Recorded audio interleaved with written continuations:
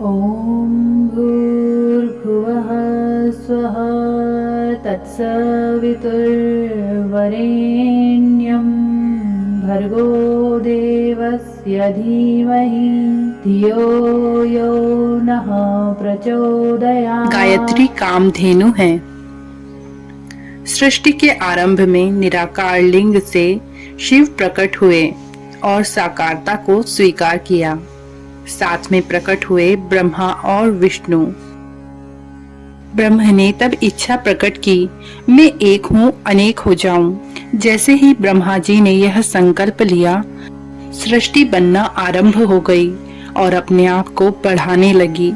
सृष्टि के बढ़ते हुए क्रम पर ब्रह्मा को शक्ति की आवश्यकता पड़ी। ब्रह्मा जी ने सावित्री देवी का आह्वान किया और सृष्टि संचालन हेतु उनसे विवाह कर लिया। एक बड़ा यज्ञ कर देवताओं को प्रकट करने की बात कही, पर माता सावित्री ने कहा, आप चलिए, मैं तपस्या पूर्ण करके आती हूँ। माँ जी पुष्पक विमान से धरती के तीर्थराज पुष्कर में आए। पुष्कर सरोवर के बीच यज्ञ मंडल स्थापित किया। वह सावित्री देवी का इंतजार करने लगे।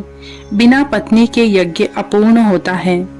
जी ने वर्षों तक माता सावित्री का आह्वान किया, किंतु वह नहीं आई।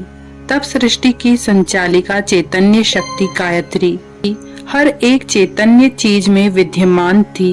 वहां पर माजी ने माता गायत्री का आह्वान कर गायत्री मंत्र प्रकट किया और माता गायत्री को विवाह हेतु मनाया। इस यज्ञ से 4 वेद और सभी देवता, मरुत, अश्विनी कुमारों की उत्पत्ति हुई। सृष्टि कार्य चल पड़ा।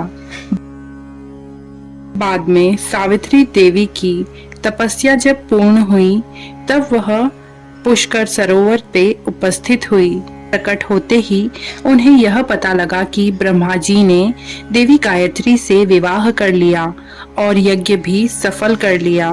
तब सावित्री देवी को क्रोध आ गया और उन्होंने कहा कि ब्रह्मा जी, आपकी सारी ऊर्जा का केंद्र अब केवल पुष्कर होगा, आपको कहीं भी पूजा नहीं जाएगा।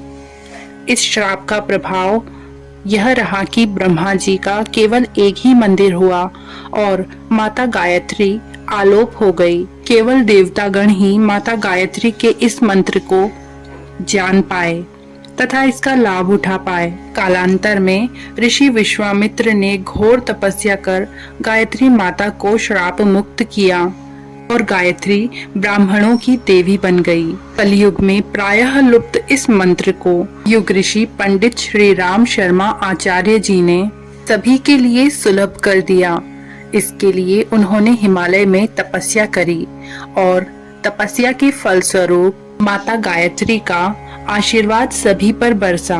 दूसरी तपस्या के बाद उन्होंने यह गायत्री मंत्र महिलाओं के लिए भी सुलभ कर दिया। गायत्री के द्वार सभी के लिए खोल दिए। जो भी माता गायत्री का आसरा लेते हैं, वे कभी खाली हाथ नहीं रहते। इस प्रकार सृष्टि की चैतन्य शक्ति गायत्री का पुनरुत्थान हुआ। इस दिन को गायत्री जयंती के रूप में मनाया जाता है। अगर आपने इस चैनल को अब तक सब्सक्राइब नहीं किया है तो इस चैनल को सब्सक्राइब जरूर कर दें और बेल आइकन बटन भी प्रेस कर दें। कहानी आपको कैसी लगी ये कमेंट करके जरूर बताएं। धन्यवाद।